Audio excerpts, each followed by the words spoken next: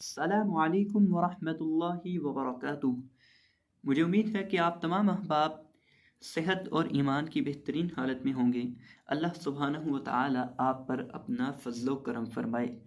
تو آج ہمارا نورانی قاعدے کا تیسرا سبق ہے، تیسری تختی ہے، یعنی آج ہمارا سبق ہے حروف مقطعات کا۔ اب دیکھیں، سب سے پہلے آپ نے سبق کو سمجھنا ہے کہ ہمارا سبق کیا ہے، حروف مقطعات کنہیں کہا جاتا ہے، ان کا معنی کیا ہے۔ حروف مقطعات، مقطعات کا معنی ہے کاٹنا، قطع یقطع کا معنی ہوتا ہے کاٹنا، گویا کہ ان حروف کو الگ الگ کر کے پڑھا جاتا ہے۔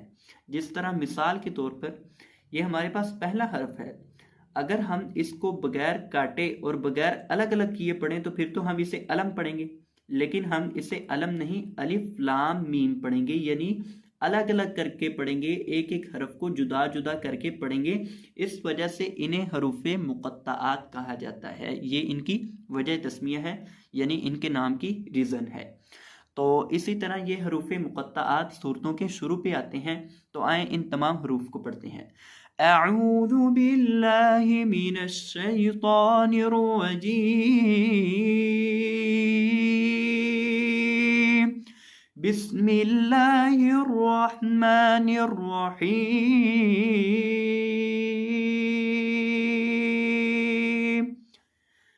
الف لام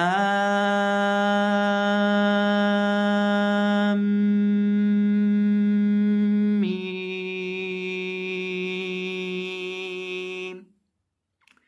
اس کو پڑھنے سے پہلے آپ نے اچھے سے اپنا سانس کھینچ لینا ہے، کیونکہ ان کے اندر مدات آتی ہیں، ان کو لمبا کر کے پڑھنا ہے۔ لام کو بھی اور میم کو بھی تین تین الف کے برابر کھینچ کے لمبا کر کے پڑھنا ہے۔ اور جب ہم نے میم کو پڑھنا ہے تو یہ دیکھیں، یہ میم کو سرخ کیا ہوا ہے، یہاں جہاں جہاں حروف کو سرخ کیا ہے وہاں اس سے مراد گنہ ہے، کہ یہاں گنہ کر کے پڑھا جائے گا، یعنی میم کی آواز کو ناک کے اندر گنگنا کر پڑھنا، یا نون کی آواز کو ناک کے اندر گنگنا کر پڑھنا، یہ گنہ ہوتا ہے۔ الف لام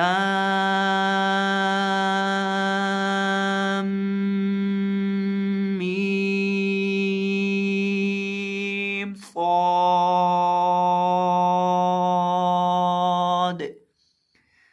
لام کو بھی، میم کو بھی اور صاد کو بھی، تینوں کو کھینچ کر تین تین الف کے برابر لمبا کر کے پڑھیں گے۔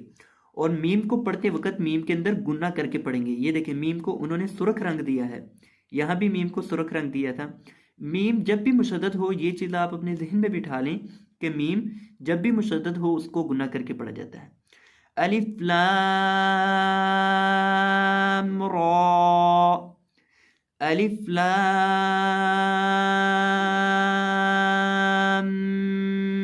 میم را، کاف ہا یا عین صاد۔ یہ بہت اہم حرف ہے، اس کو آپ نے اچھے سے سمجھنا ہے۔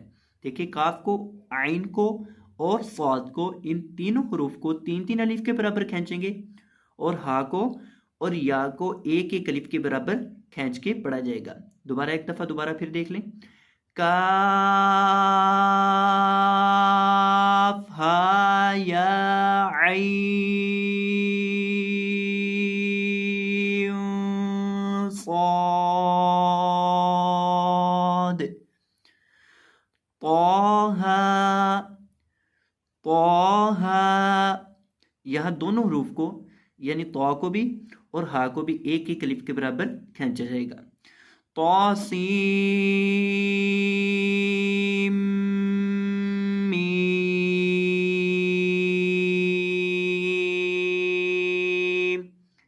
یہاں طا کو ایک الف کے برابر کھینچا جائے گا، اور سین اور میم کو تین تین الف کے برابر کھینچا جائے گا، کیونکہ طا کے اوپر کھڑی زبر ہے لیکن سین اور میم کے اوپر بڑی مد ہے، اس لیے سین اور میم کو تین تین الف کے برابر کھینچ کے پڑھا جائے گا۔ اور اسی طرح میم کے اوپر ہم نے گنہ کرنا ہے، یہاں طاسین،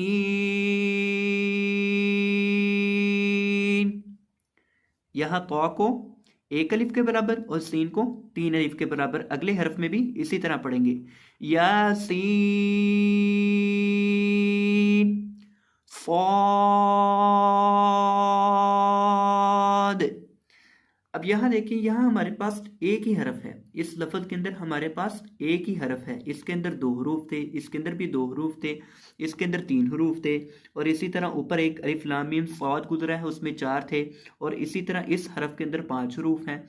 ये आपने देखना है कि कौन सा हरफ, कौन सा लफ्ज़ एक हरफ वाला है, कौन सा 2 हरूफ वाला है, कौन सा 3 वाला, कौन सा 4 वाला, और कौन सा 5 वाला है। तो यहाँ सॉद एक ही हरफ है, इसलिए आपने पढ़ते वक्त कन्फ्यूज़ नहीं होना।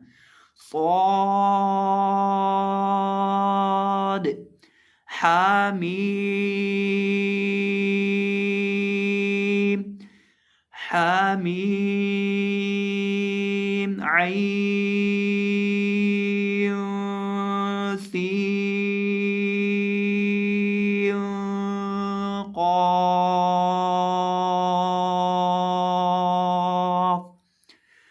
قاف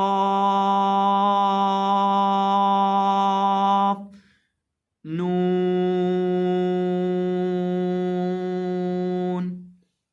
तो ये था हमारा आज का सबक। मैं उम्मीद करता हूँ कि आपको ये वीडियो पसंद आई होगी।